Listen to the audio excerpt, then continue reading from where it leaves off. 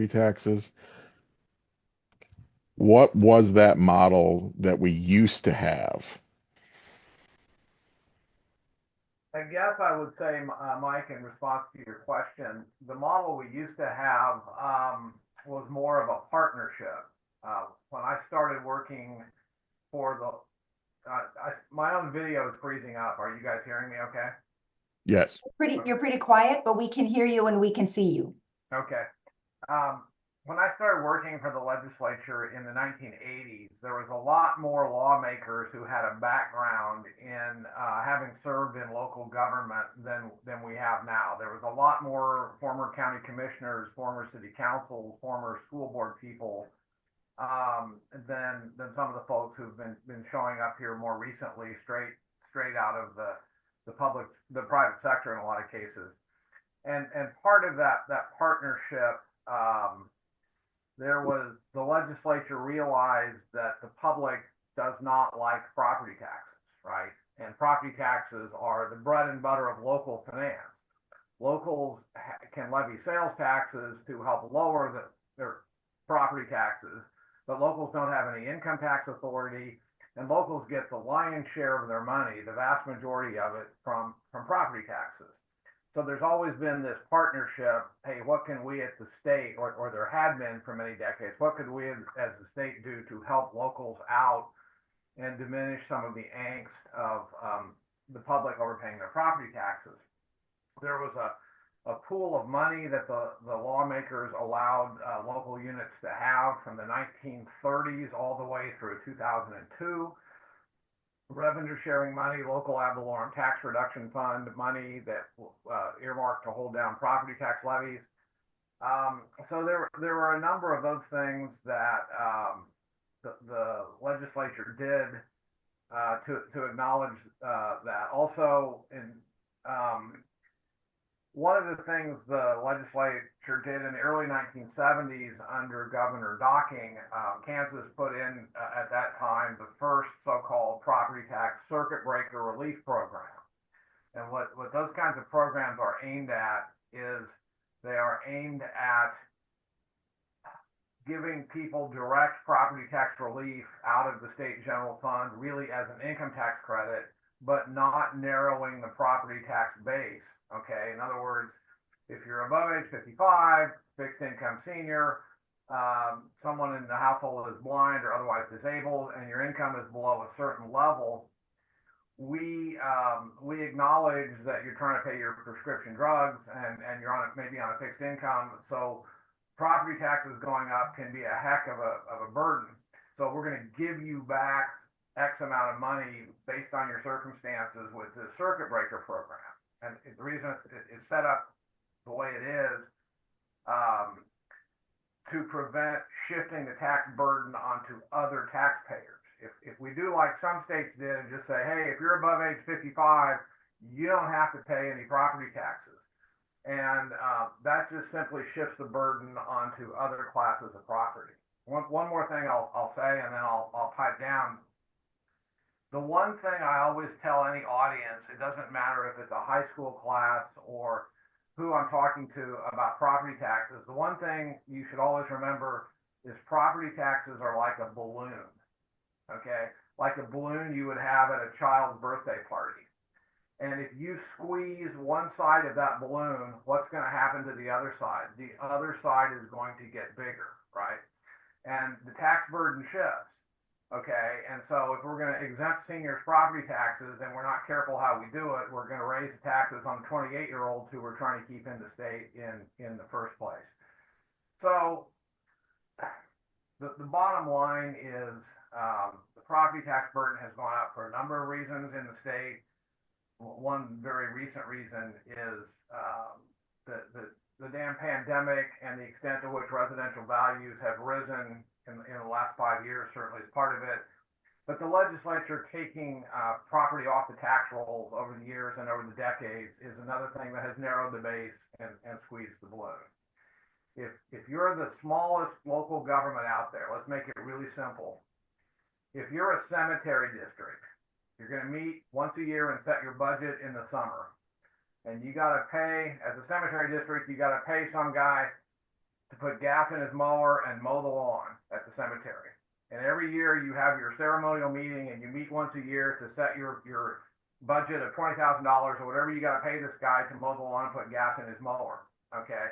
And you do that every year and you're some small rural cemetery district. Well, $20,000 is $20,000. That's what it takes for the guy to put gas in his mower. And when you reconvene one summer, you don't give a damn if the legislature took business machinery and equipment off the tax rolls the previous year. Okay. You still got to get that $20,000. So your $20,000 is certified to the county clerk, to the county treasurer, to the county appraiser in the fall before the mill levies are set. And if you levied 2 mills the year before to get that $20,000, you might be levying 2.4 mills this year because the tax base was narrowed. Okay, that's the way this works. And so that's the example of the balloon being squeezed and the burden shifting onto everybody else. Well, and go ahead, Betsy. So like I say, not a tax person, tell you all about high risk OB, but I don't know tax. What's a mill? What does 2 versus 2.5 mil mean? A mill is a tenth of a penny. Okay. It is a tenth of a cent, and locals, their budgets are converted into mills. When the county clerk and treasurer and appraiser sit down in the fall and take all the budgets adopted from school districts and cities and counties and townships and cemetery districts and everybody else, they take the assessed value of your property, okay, not the appraised value, but the assessed value, and they divide it by the total assessed value in the taxing subdivision, and they convert that to how many mills it's going to take for them to raise their $20,000. Okay, in my example, that's a common misperception that locals deal with mills in their budgets. They have estimates, but I used to serve on a city council. I will tell you, there's never been a local unit in the history of this state, and property taxes have been levied since the 1860s. There's never been a one of them who's actually themselves set a mill levy. It's a procedural step that happens at the county clerk level. Okay, locals adopt a budget. They adopt dollars. And don't let Dave Trabert or anybody else tell you different. I've been there. Well, and so, Chris, as you and I have talked about many times, this level of detail and understanding is a profession, and it's a profession for a reason. But also, as you noted, that profession and that experience has steadily slipped away from the people that are coming into the legislature and doing the work in the legislature. So, Representative Stewart-Clayton, what is it like to be in the legislature right now trying to have these conversations when some of that detail and experience is missing now?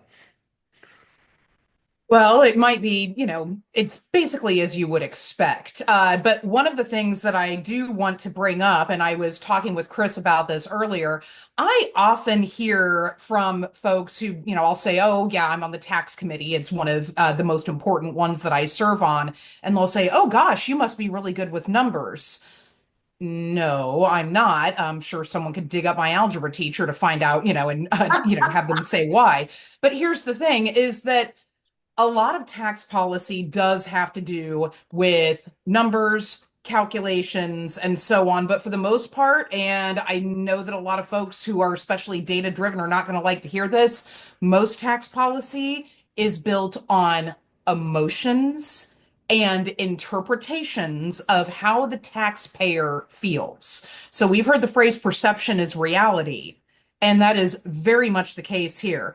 Anyone who's ever knocked a door, let alone a number of doors. In fact, the last time I did a Zoom with Betsy, it was for a different organization, and I had to stop in my car, get good signal, and do the Facebook Live from when I was knocking doors. But when you talk to people at their doorsteps, you do hear them saying, especially up here in Johnson County, particularly in Northeast Johnson County, they have, and rightfully so, sticker shock when it comes to their property taxes going up. The reality of it is that people are looking at their household monthly budgets and trying to figure out what stays and what goes, and everyone needs to have a place to live, right?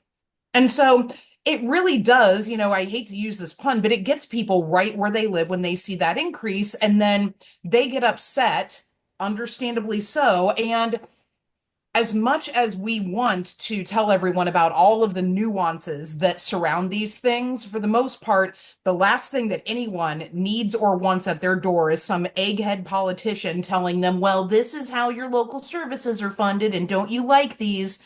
People are well aware of that, but the reality is, or at least the reality for most politicians, is that all of us across the state, doesn't matter where we're from, we are getting lit up by our constituents about property taxes. And some of it, we don't know if people are sort of fanning the fire by, getting them angry about these particular taxes. So that might be some of it. But honestly, if you look at the reality, we do have a housing shortage, and supply and demand for housing is very high in my legislative district. And so guess what? Our valuations are jumping, and that is going to have an effect on our taxes. So again, a long-winded way for me for explaining that above all, the legislators in there, or at least the ones in the House, I can't speak for the Senate Tax Committee, but we are, and because we are up for election every 2 years, and so we are running, or at least the good ones are running by what we hear from our constituents, because that is our job, not what is politically expedient, not what we need to do to get reelected, but our job is to represent our constituents and to do our best to do their bidding when it comes to tax without blowing out the budget. So it's a delicate balancing act. We're constitutionally bound to balance the budget. And we should be, putting forth intelligent, responsible tax policy. But above all, we need to make sure that we are making our constituents feel represented, listened to, and respected. And so a lot of us are going to follow through with our voting records that way. It's Taking funny. off of it. Oh, go ahead, Betsy. Sorry. Sorry, you say that people get that their property taxes pay for their local services, but Michael and I were saying before we went live here, if you take away state funding that would otherwise support these local services, and because you want to lower your property taxes, the money for those services has to come from somewhere. And wait till you're on hold for an hour on 911. Then you will realize what your property taxes were paying for. But I do not think people get that 1 and 1 equals 2. To a certain degree. I really do believe that, because again, I've had the privilege of representing my legislative district. I'm in my 13th year of representing them. And I have heard from in the darkest days of the Brownback era, when our budget was very much in the red, when we were having to do what we call rescission bills, and that is when the legislature has to vote to basically bring back some of those funds in order to make sure we're balancing in other areas. The governor can do what is called allotments, which are cuts that the governor is allowed to do, but sometimes the legislature has to do rescission. But in any case, when I have heard from some of my most conservative constituents back in those days, it's a strange thing to hear, but I have heard, please raise my income taxes. This doesn't make sense. I've never heard them tell me to raise their sales or property taxes, though. And that is something that I doubt that I will ever hear. And part of the reason is, of course, is that sales and property taxes, the higher those are, the more regressive they seem to be. And the reason is that we all have to live somewhere. We all have to eat. Even my dog, Olive, who loves these, she has to eat too. So that's right. But in any case, sorry about that. But in any case, so if we look at that and we hear again what our constituents are the most vocal about, it tends to be those two types of taxes. And so that is where, at least at the state level, you are going to see us trying to look for cuts, because again, you can say to your constituents, okay, look, we are in a budgetary situation. This is difficult. But for the most part, they expect to be heard, understood, and respected, and they want us to keep our promises. And so, again, it's a balancing act. We're not walking a tightrope, we're walking a razor wire up there, but it can be done. Although, as we go on in this hour, we'll find that sometimes good intentions end up with really bad legislation. Well, and speaking of that, and Chris and I have talked about it many times, there's so many facets to this. If you say, "Oh, we want to fix property taxes," well, that impacts multiple areas of the budget. It impacts multiple areas of legislation. That no one committee can make those decisions by itself. When you're looking at a complex problem like this, and we're facing a session that many right now have noted is one of the fastest sessions Kansas has seen in a while. Is it possible to put together the legislation when you're walking that razor thin line to have a long-term solution be put in place to start to address these problems? Or are you looking at situations where you end up feeling like you're putting a band-aid on it till you can maybe get to it next year?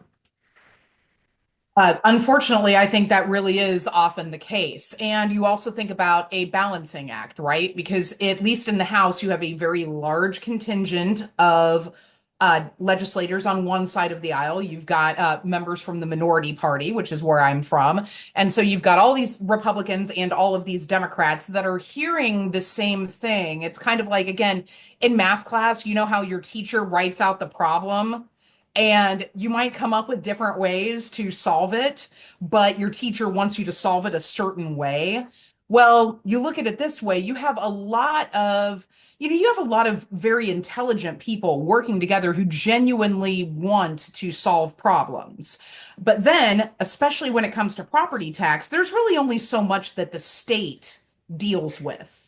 Then you have people that are asking for the state to put controls on local property taxing entities, of which there are many. And that's when we run into problems because the state is, we are all duly elected. But guess what? My county commissioner is also elected, has to earn her election. My chair of county commission, he has to earn it.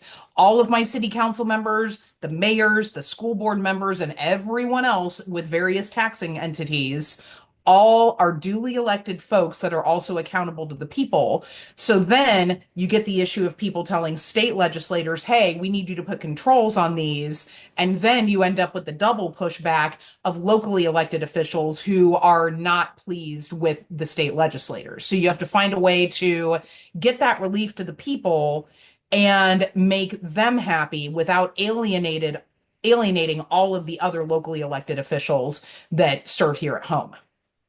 And you So can to see that where you point, run into problems. and Chris, one of the things that came up this cycle was the idea of putting a cap on increases in evaluations, on increases in property. Do these caps work if you're No, looking at a situation for what they are doing to local municipalities? generally they don't. To underline the point Stephanie was making, the Kansas property tax system is very complicated. It's very Byzantine. It's not easily addressed in the hustle and bustle of a single legislative session. And in 1991, I'm sure the number has changed, but there was a big study. There are at that point in time, there were 4,025 property tax levying subdivisions in the state of Kansas. There, of course, were 105 counties, some 619 cities, 1,400 townships. In that era, there were more than 300 school districts. You added them all up, you got to a number north of 4,000. Okay, I think it's probably closer to 3,800 now. But it's a terrifying, crazy quilt of intersecting and overlapping jurisdictions. And so it's one size fits all is clearly not going to work. The valuation cap thing is a very simplistic approach that has been championed coming out of the Senate the last 4 or 5 years because the Senate, some of them are, they're specializing in grievance politics. They're going to try, they know what upsets people. Property taxes upset people, but especially, and Stephanie knows this, one of the things that always upsets people is Kansas law since the 1860s has said January 1st is tax day. Whatever the county appraiser thinks your house is worth on January 1st, based on how much the value might have changed since the last year and what sales of similar property in your neighborhood was over the last year, and all these different approaches to value. On January 1st, that's tax day. And by sometime in usually March, valuation notices go out to the public. Okay, we send out the county appraisers send out valuation notices, and you get them in the mail, and people, wow, my value went up 12 or 15% above last year. Holy cow. And that starts your ability to appeal and fight your valuation process, right? You can go in and show the county appraiser pictures of water damage in your basement, or, hey, I had hail damage to my roof. I didn't get it replaced. If I tried to sell this house, there's a $15,000 hit right here. And so that works. But the public is nevertheless irritated when they see the values go up. If your value is going up 12 or 15%, and everybody else's value in your neighborhood is going up 12 or 15%, you're probably not going to see any increase in property taxes levied by your local units of government. Okay, that's just the way it works. But this capping of values approach, it's been criticized as being very poorly targeted, by the way, by the Right of Center Tax Foundation. They said, this is dumb, don't do this. This is what California did with Prop 13 in the late 70s. If you cap values, what's going to happen, if I'm living in an area where values are going up 10, 12, 15% a year, and we pass a constitutional amendment that says, notwithstanding that, your value can never go up 4% a year. Well, again, we got to pay the guy to mow the lawn. So what's going to happen to the mill levies to get the same amount of dollars if we artificially suppress valuation growth? Okay, mill levies are going to shoot up. All right, I'm not guaranteed any necessary benefit, although there's equity issues that come into play, because you're going to have a lot of property in the area of the state where Stephanie and I live that after a few years is not taxed at anywhere close to fair market value. So you're going to have some poor schlubs living out in central Kansas where their values may not be going up 4% or much higher than 4%, and they're going to be taxed at a lot closer to full fair market value after a few years. So there's some equity issues that come in. Well, and Chris, I want to take a note from that comment too about equity issues, and that you've raised before with some of the carve outs that have happened. And Stephanie, if you can speak to how has constituents reacted to the ongoing little almost pet projects where we're going to give this business a carve out, we're going to give this group of people a carve out, we're going to give these people a break. Where apparently, if you can get to the right person, if you can get the right legislation, and if you can have the right conversation, you can make sure your property taxes get addressed, even if the rest of the people are left holding the bag. Chris, is this you or me? All right. So this is what I hear from my constituents. For the most part, they are not overly irritated with some of the economic development incentive related carve outs, right? Because, by and large, they sort of see that as helping to develop Johnson County's local economy. I will say this, though, is that we did pass a property tax bill, which I supported, although I was not in love with an amendment that went on in committee. And I can't remember the initial bill number, and we'll talk about a little bit about how difficult it is to track things. But when it did pass, it was SB 35 or Senate Bill 35, and that removes a little bit of mills, but also part of the problem is that it ends up giving really minimal property tax relief to homeowners. And I know I've seen some folks from other parts of the state say, oh gosh, well, $500,000 houses. Well, guess what? Some of the homes that I represent are significantly more than $500,000. But even those, they get about like 88 dollars in property tax relief a year, which is a drop in the bucket. And you start getting to lower housing values, and where you're about the average house, I think they're getting around $48, $50 a year. So, and a lot of that is because you have entities that have a lot more lobbying power, which are usually corporations and commercial and industrial properties that are going for those reductions, and so they're getting their piece as well. And so that's where you see all of this tax reduction, but it's not going to your average folks. And that's where we start running into major issues. Yeah, that's exactly right. And then just to circle back to the constitutional amendment that, to Stephanie's credit, the House opted to not put on the ballot, even though the Senate is trying to horse it onto the ballot and has been for several years. Um, it would have reduced angst. Legislators don't like getting screamed at Saturday morning town halls. Okay, to the extent Stephanie, to her credit, is at every town hall that's ever occurred in her district. She's great about that. Not everyone does that anymore.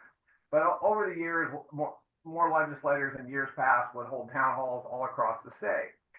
After these valuation notices go out in March and April, legislators don't like getting yelled at about valuation notices. So they're always hypersensitive. So they think if we can suppress that, if Joe Sixpack only has his value go up 4% a year, he's not going to yell at me in late March when I'm doing my town hall.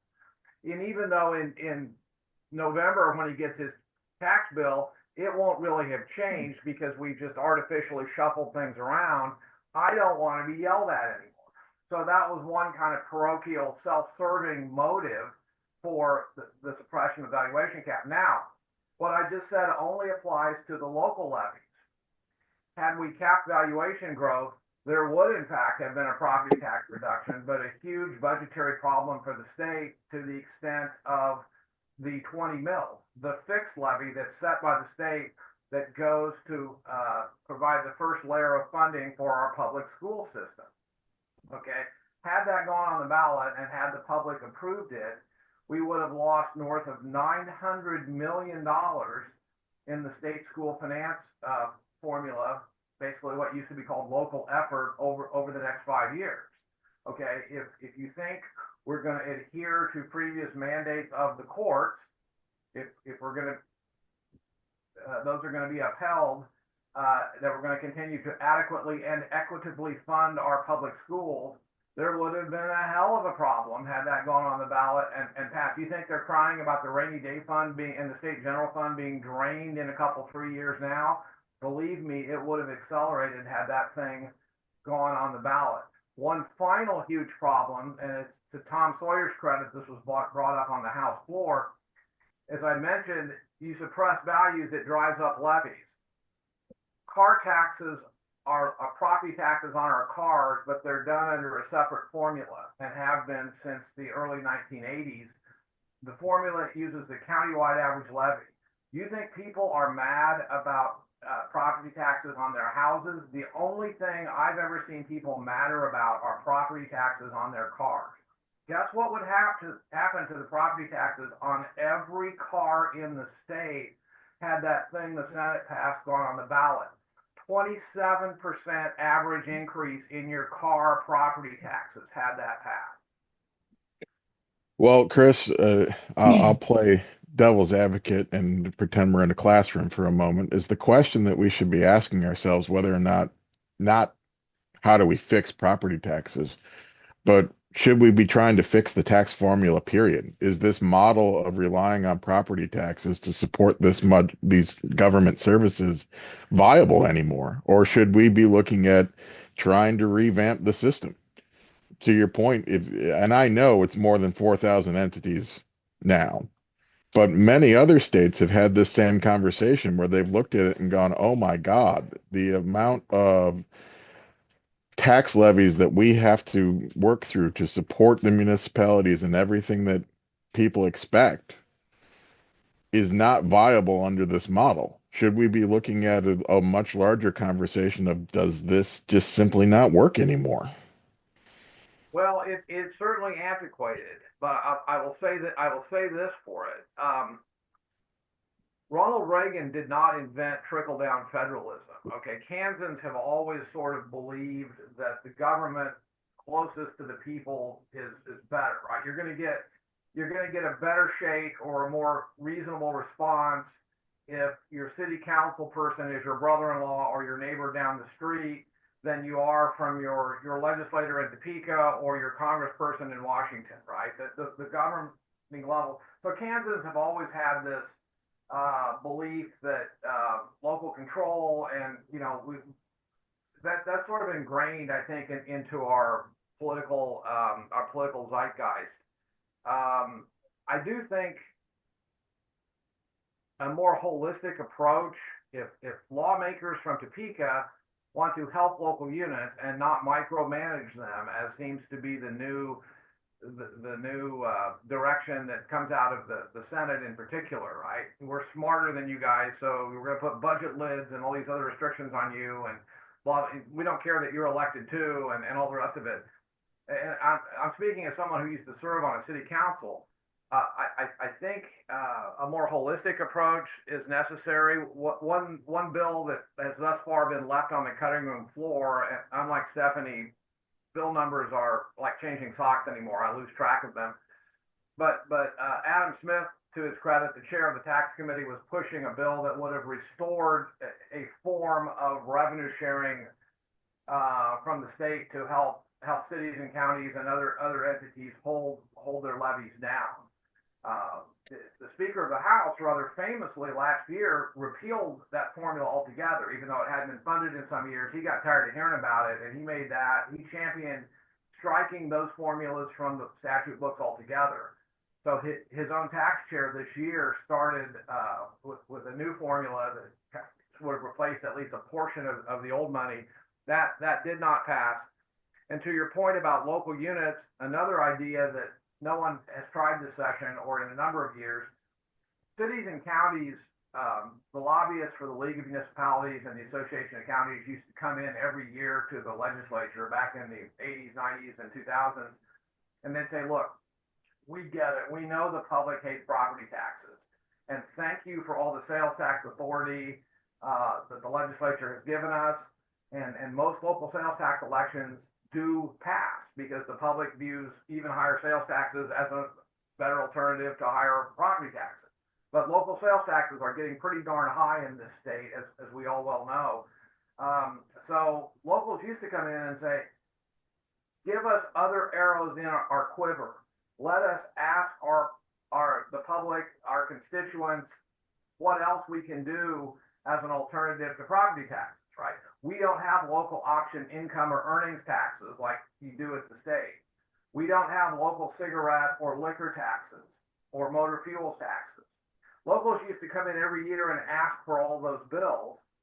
And of course, they'd never get out of committee. And then after a few years, they wouldn't even get hearings. And so, 10 years ago, the locals even quit introducing them. But if I'm not running the league or the Association of Counties, but if I were, I'd introduce those bills and say, look, let us have a mandatory election and ask the public if we want to put on a local liquor tax here and earmark it for dialing down our mill levy, why shouldn't we be able to do that? So that would also be part of a more holistic approach. And Stephanie mentioned that the $1.5 million is all that really has been provided in property tax relief so far. By the way, it doesn't even kick in 2025. If I read that bill right, it happens in 2026. So tax bills you get this coming November, payable in December, that won't even be affected. So it's a year and a half from now. And if you have a $300,000 house, you're going to get a whopping $51.75 annual tax cut, or a tax cut of $4.31 a month by repealing the $1.5 million currently earmarked for state building funds. Oh, well, and going back to Stephanie, you mentioned just keeping track of these bills can become a nightmare. So, how much do you find yourself? How do you keep your constituents? And I've always admired your constituency work. It's been one of the hallmarks of the way you represent your district. But how much of a challenge is it when they're asking you about property taxes to keep them informed about what's even moving through the legislature with the way they're playing games with these bills? Well, I think a lot of it is, frankly, working with our staff. We have excellent legislative research staff and excellent revisor of statutes to work with. Actually, Chris used to be, one of our legislative research staffers, and was and still is an excellent resource. When it comes to communicating this with constituents, Again, it it's kind of sad that I would be considered the hallmark. This is, again, I don't care if I sound like a goody goody or a purist. I work for the people that I represent, and it is my job to tell them what I'm voting on, and if I'm dissenting with the majority, why I'm doing that. It's a little bit harder to sort of tell people what is still out there. So, for instance, there is a huge conference committee report, and a conference committee report is essentially a negotiated bill between the House chair, vice chair, and ranking minority member, usually on tax, at least if we're talking about taxes, and the chair, vice chair, and ranking minority member on Senate tax. The three of them sit down, hash it out, and determine what the conference committee report or unamendable bill, basically, that the legislators vote on will be. So right now we have a huge one that is called House Bill 2125, and that contains one of the provisions that Chris mentioned earlier. So this is, again, it requires that if there are any property tax increases, it goes to an election requirement. Initially, it was a protest petition, but some of our very small municipalities were understandably upset by that. So an election is expensive at the county level, but you sort of have like that trigger if our local governments exceed certain amounts when it comes to their mills. And then it creates what Chris mentioned earlier, which is the Astra Fund, which is similar to the old repealed local ad valorem tax fund.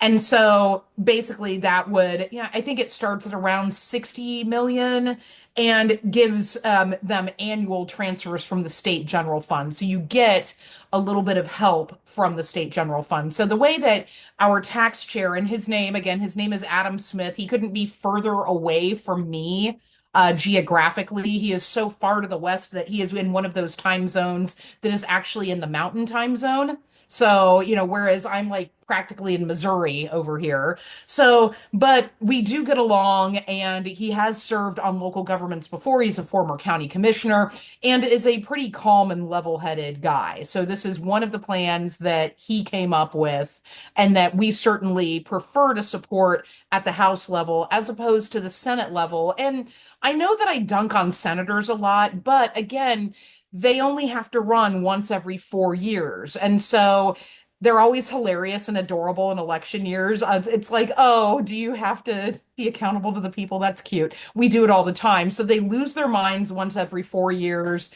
and then mess with us in the House for the other three. But, oh, I see your dog. That's so cute. Sorry. But huge fan, obviously. But in any case, so we still have a couple of things that are floating around out there that we'll sort of see if that comes through. And again, I think a lot of our local governments are not totally in love with that potential trigger. And I think the way that our tax chair described it was a little bit of carrot, a little bit of stick. And so it's difficult, but it sort of threads the needle between the demands that you have on some people on the far right who want us to put in a cap or a tax lid or really draconian measures on our local government that's disrespectful. And then our local governments, which, frankly, and I can't blame them, don't want us messing with them at all. So if we bring back that state funding that we used to give to them and say, hey, if you guys, get up to this point, at least let it go to a vote of the people. That seems to be what is on the table right now. It remains to be seen, though, if we'll even get a vote on it when we reconvene on Thursday.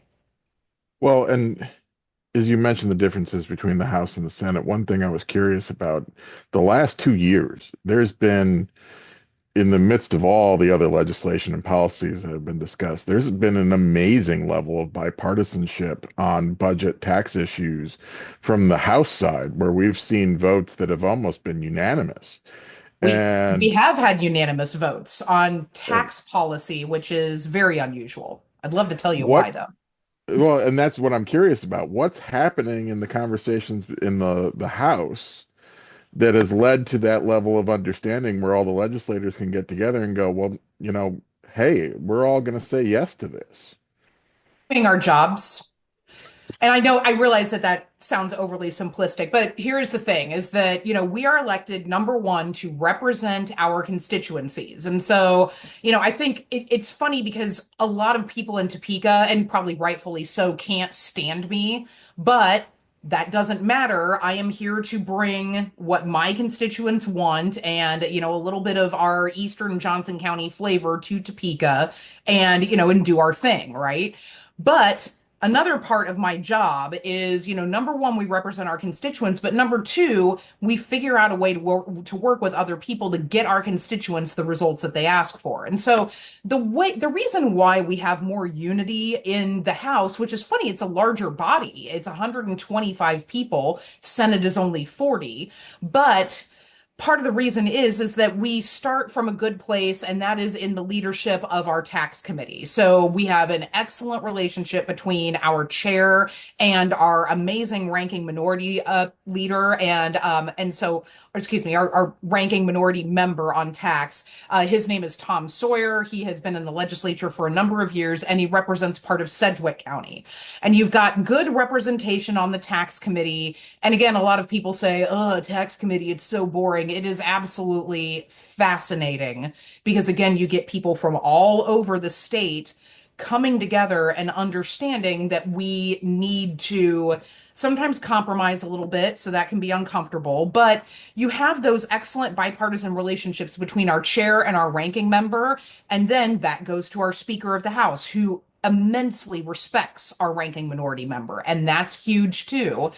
We talk a lot about emotional labor when we're talking about things at home. Well, if you really want to get it done at the state level, you are doing that emotional labor, and that is working on relationships. And so you've got a lot of people in both minority and majority leadership in the House that have been working on relationships for years, trying to resolve past hurts and, and making sure that we are treating each other with respect, even though I'm sure the speaker probably wants to, like choke me. Sometimes I feel the same way about him, whatever. But eventually, when it comes down to it, we can figure out a way to make things work. So I know that we're hearing a lot about things at the DC level where there is a lot of infighting, and I will fight all day on social issues because, a lot of the people in Topeka are just dead wrong on that. But when it comes to my constituents' money, I'm not messing around. I will figure out a way to make it so that they can save money because there's nothing more personal than your personal budget. Well, and it's interesting you bring up the situation in DC because before we started, we were having a small conversation, and I'll make Chris laugh here. The old Rumsfeld quote: "You have the known knowns, the known unknowns, and the unknown unknowns." Right now in Kansas, we know that we have a problem with property taxes, but we also have the fact that we don't know what the heck's going to come out of DC. And it can have dramatic impacts on Kansas, and in many ways already has. And then we have variables that are completely outside of our control. We don't know if we're going to have a good growing season or are we going to face a drought. We don't know if we are going to face any natural disasters. We don't know what's going on right now. The governor has Western Kansas in a wildfire warning.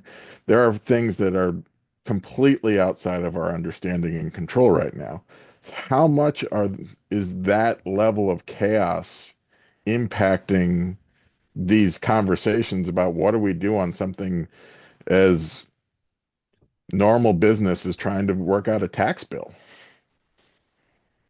Well, I think to a very large degree, a session can be very immersive. So, for instance, we start our session statutorily every year, the second Monday in January, and it normally goes about 12, 13 weeks. Again, this is a very short session, which has, everyone, advocates, lobbyists, staff, legislators, all running at this breakneck speed. So this has been a very difficult session because we are all trying to get things done and we're all under a tremendous amount of stress. Not sure why the session needs to be that short, but I don't make that decision. I just work within the constructs of the reality up there.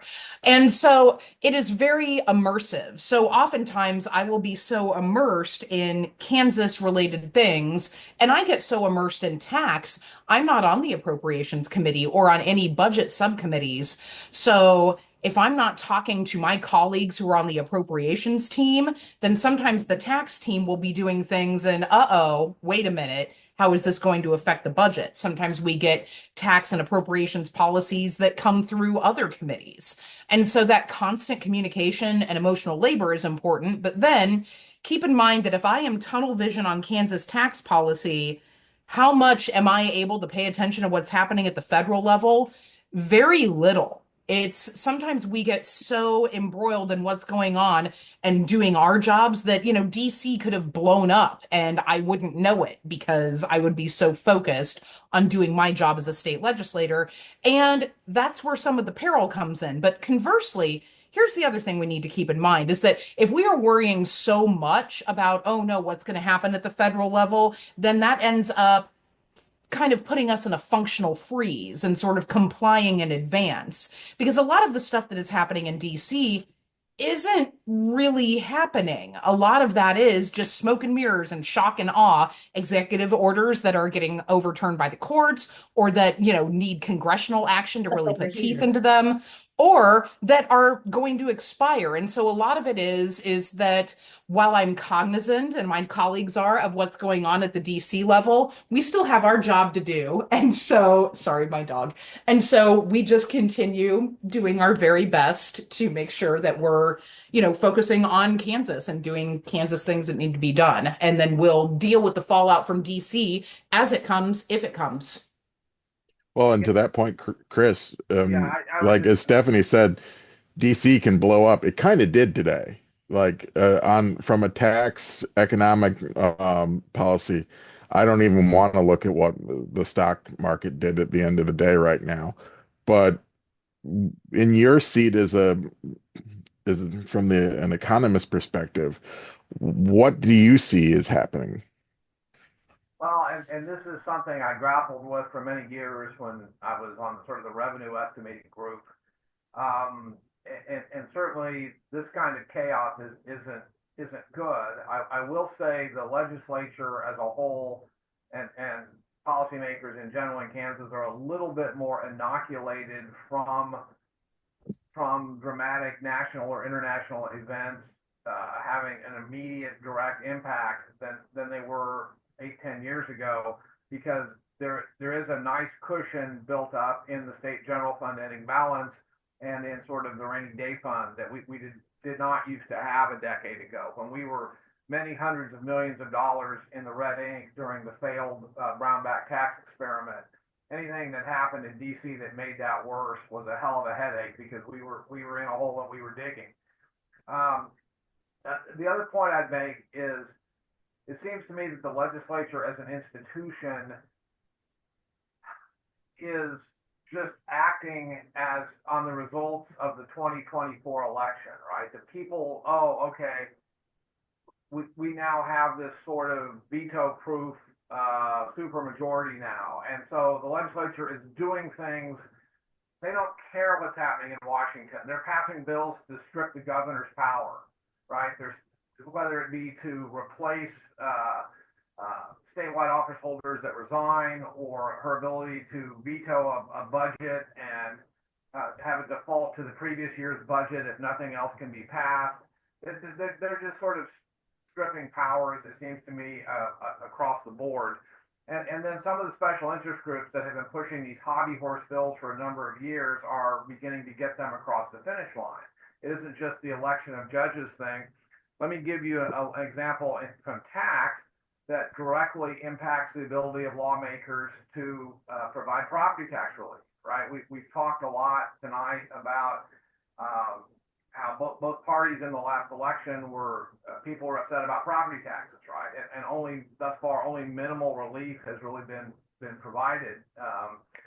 But there's a bill that is sitting on the governor's desk, and it got 30 votes in the Senate and 84 in the House. I think it's Senate Bill 269. I think I do have the number of that one. It's this dopey formulaic bill that if income tax receipts grow more than the rate of inflation, and they almost always do, there's this automatic rollback that happens in the fall in the upcoming year's income tax rates, okay? Now, think about the whole basket of state general fund receipts. You're often going to get income tax receipts growing faster than the rate of inflation. Sales tax, some years yes, some years no. And then you've got the liquor and cigarette and severance taxes that almost never grow at all. Some of them are even declining. So the whole basket of state general fund taxes, even if income taxes are growing at 6, 7, 8%, the whole basket of state general fund taxes might only be growing 3.5%, somewhere around, what can be an average annual rate of inflation. And if the cost of providing desk chairs and paper clips, forget about health insurance for state employees, if that's going up about the rate of inflation, you're not really spending any new money, right? Forget about fully funding special ed or expanding Medicaid or anything else anybody might want to do with the money. But let's talk about something somebody might want to do with the money. Let's say income taxes as measured June 30th at the end of the state's fiscal year come in 7, 8% above where they were a year earlier, okay? That money, Stephanie might be sitting there right now saying, oh, okay, well, that dragged the overall general fund receipts to 3.5 or 4%. Maybe that's a sustainable level. But boy, if we got a little extra jolt of income tax money, that's on the table. When I get back to town next January, I can now provide property tax cuts for that. I can go in, I could dial down the 20 mils public school levy to 18 mils or something. We could have that conversation about how to finance actual legitimate property tax relief. If the governor vetoes the bill, as I suspect she might on 269, and that veto is overridden, as I suspect it will be since it got 84 and 30 votes, Stephanie won't have that ability. When she comes back to town every year in January now, there will have been mandated income tax rate cuts, by the way, in the upper bracket. We've got to make sure we dial down the bracket for the wealthiest among us, right? This is a hobby horse that the Kansas Chamber and the Koch-funded AstroTurf groups have been pushing for years, and they got it through this year. The income tax rates will have been dialed down, okay? So that money, an equivalent amount of money from the largesse that came in growth over the income tax in the previous year will have already been returned to taxpayers. And if Stephanie or anybody wanted to introduce a bill and say, oh, no, let's stop now. We don't want to have this automatically happen where anytime we can afford tax cuts, it's only going to go to the upper bracket individual income taxpayers. Let's help all of our constituents who want property tax cuts. If she introduced a bill to take back some of that money, she's going to get postcarded at the next election because she'll be trying to undo the formula that provided automatic income tax cuts. So the whole thing is this rigged craps game on autopilot that it's just horrible public policy, right? Because people don't see how inequitable that is, because all they hear is, oh, tax break, yay. But they don't realize that's not for you. That's for the Koch brothers. Certainly not. Well, and going with the idea that people are trying gimmicks now, and we're seeing more gimmicks. One of the gimmicks I keep hearing on this issue is, and Stephanie, you alluded to it earlier, well, the problem is we just need more housing. Let's just build more housing. And that sounds really nice, but I feel like it's an empty talking point when people think that we can build our way out of this property tax problem by somehow creating more affordable housing that will expand the tax base and make it easier for people to own a home, but yet not increase the need for budgeted government services.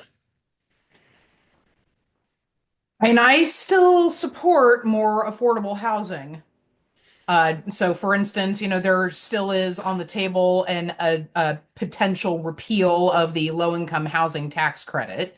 And I strongly oppose that repeal because I do think, we are dealing with a housing shortage. We're dealing with a workforce shortage as well. This is something that Kansas desperately needs from an economic standpoint. Will more housing necessarily lower property taxes? I have my doubts, honestly. But does that mean that we don't need it? Also, no. No. We do. Well, and I'll carry some water for myself and a lot of younger friends. The conversation that I hear more and more is that the idea of that American dream, go to college, get a good job, get a house, you'll be able to have kids and have a decent middle class life. More and more people don't believe in it anymore because housing is not affordable. And they feel like they can't get access to that, or they feel like they have to move and pick their life up to go find it.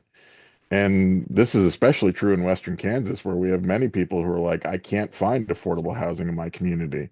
So we end up seeing people move out of state, And seeking so jobs and better you can't opportunity. get teachers, you can't get anyone to work at your local hospital because there's no place for them to live. And so some of that, tends to be, a little bit of a wage problem or an income problem because if you want to have, teachers and state workers to provide these services, then you need to make sure that you are providing them with a competitive income that will allow them to live in the area in which they serve.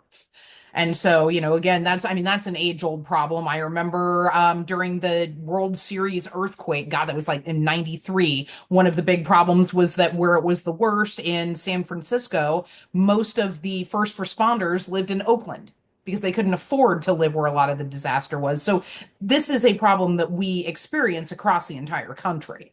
Another issue that we run into, I will often hear people say, well, what about tax reduction for seniors? And so some of that, yes, I represent a lot of seniors, and it is difficult when you've retired, when you're on a fixed income, maybe you've paid off your house, but then your property taxes come in and yikes. So again, that sticker shock is real. But then if we're cutting property taxes for seniors, then who's paying for it and where does that go? So that tends to be one of the issues. Well, and so as Betsy noted, we're kind of coming to the end, and this has been an incredibly detailed, but also really want to say thank you to both of you because you've been able to distill some of these issues into a very clear and remarkably concise discussion for what we're talking about, which is not going to be solved in one conversation. But if there's something that we really could do a better job educating the public about over the next several months before the next session, because we can't introduce any new bills now. We're not going to be able to change what's going to come out of this year's. But what conversations, what issues do we need to spend some more time talking about so that we can build a more informed public when it comes to trying to solve this at the legislative level? Basically, where property taxes come from as far as taxing entities are concerned, and who you need to talk to about various increases. It's obviously if my constituents talk to me about higher property taxes, I'm going to try and figure out a way to do what the state has a purview over. But maybe, telling folks like, all right, look at the back of your tax form, look at all of these taxing entities. These are some of the folks that you need to talk to. And so I think a lot of it, they just don't realize that it's just, it's easier to one-stop shop and go to your legislators because, I mean, we are amazing, but it's harder to talk to all of, your Board of County Commissioners and your Johnson County Community College folks and your Board of Education, but just more education as to how many taxing entities we have and that property tax does get you the things that you like to have. And but also, it still is a very real reality. We need to give them that information along with sympathy and kindness because people do not like being spoken down to and told the way that it is. And, you should be grateful because those are your services. Well, you know what? Maybe someone who can't use a park isn't really wild about paying for that. Maybe someone that can't have children isn't nuts about paying for schools. And so sympathy and respect needs to be the lens with which we deliver this information to our constituents. Because if we're getting an attitude with them or acting like we're smarter than them, we're dead in the water and we deserve to be dead in the water if that's the way we talk to our constituents. So, respect, That's bottom very, line. very well said. Very well said. And Chris, you and I have talked about this so many times. I feel like, you know, we could fill a book with the things we've been trying to understand how to better explain. But is there anything that really jumped out at you after this session? Oh, I just was thinking a little bit more about one of the approaches to property taxes is the circuit breaker that I mentioned earlier. And one of the really unfortunate things that has happened, the legislature has not kept up with the commitment to expanding and providing circuit breakers, right? We have sympathy for the fixed income seniors struggling to pay their prescription drug bills and this kind of stuff. Give them back more money. If we've got money laying around for tax cuts, let's enhance those. And I think that might be one of the things in 21-25 is it enhances this property tax freeze funding pool for seniors that Senator Holland and others worked to get passed a couple of years ago. But that's all fine and well and good. But the state has not kept its commitments to expanding these programs. 10 years ago, during the failed Brownback tax experiment, one of the ways they went to fund it, and this really irritates Stephanie, I think more than any other legislators and me among any other staffers, they kicked renters out of the homestead program. Virtually every state that has these circuit breaker programs let renters participate under the assumption that landlords pass property taxes on to renters through leases. But Brownback's people kicked renters out of the program. So it's just about. But the thing that's most appalling to me is 6 or 8 cities over here in Johnson County now, and maybe even the county itself, have started their own little circuit breaker programs because the state hasn't kept up with theirs. If you're in Merriam or Mission or Shawnee or one of the cities over here, hell, my wife and I probably qualify if I look in for it. If you're above a certain age, you can qualify to get your taxes frozen. Okay, locals, as I told you, don't have an income tax, right? And to the extent locals are deciding we're going to freeze seniors' property taxes to the extent the legislature doesn't, guess what's happening? The balloon is getting directly squeezed, and mill levies are going up, and the 28-year-olds who can't afford to buy a house there anyway, it gets that much worse. So it appalls me that locals have had to go out and try and address the issue of fixed income seniors property taxes on their own ticket. If the legislature felt the responsibility in 1971 when Governor Docking put that in, it should continue to fund that above all other areas of priority and certainly above upper bracket income tax cuts that are formulaically and brainlessly provided by some magic formula. Well, and on that note, I think one of the things we'll note from our side at the 802 is that we consider that it is as much our responsibility as constituents and voters and citizens of Kansas to educate ourselves so that we can participate in this process alongside the legislators and policymakers, because it doesn't help anybody if we're lucky enough to have a representative who knocks on their door or shows up for the town hall and is willing to have the conversation, but ends up spending the majority of the time trying to correct a misunderstanding or a lack of knowledge that has led us to being angry or demanding change that isn't possible or isn't based in what's actually going on. Yeah, isn't really the state's deal to do. Yep. So to that point, we will continue to work on this issue and highlight that property taxes are a very complex issue that happens at the state and the local municipality level, and that there's going to have to be ongoing efforts to address it from both sides of that equation. So I want to say thank you. Module coming on, because we've got health access, we've got public education, we've got common sense gun ownership as learning modules on our website. I feel like a tax policy learning module needs to happen. And Representative Sorkley, I want to say thank you, because I do check your social media when you're in session and bills are voting, because I look and see, okay, what's going on, because you can't always stay on top of the YouTube feed to know, but I can go in and I can see, okay, here's the bills and here's what happened and here's how it went down. And I know that level of transparency is something that I wish I saw from a lot more people. But it is a huge help to us from our side to be able to understand what's going on from that granular level. So thank you so much for everything you do. And Chris, thank you for all the insight and experience and understanding you bring to the economic and policy conversation. Really appreciate the two of you making time tonight. Happy to do it. Thank you for having me. My Thanks, Matt. pleasure.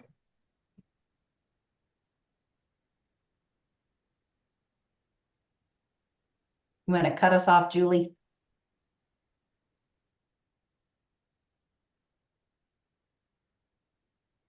Okay. The live is now off. The recording is off.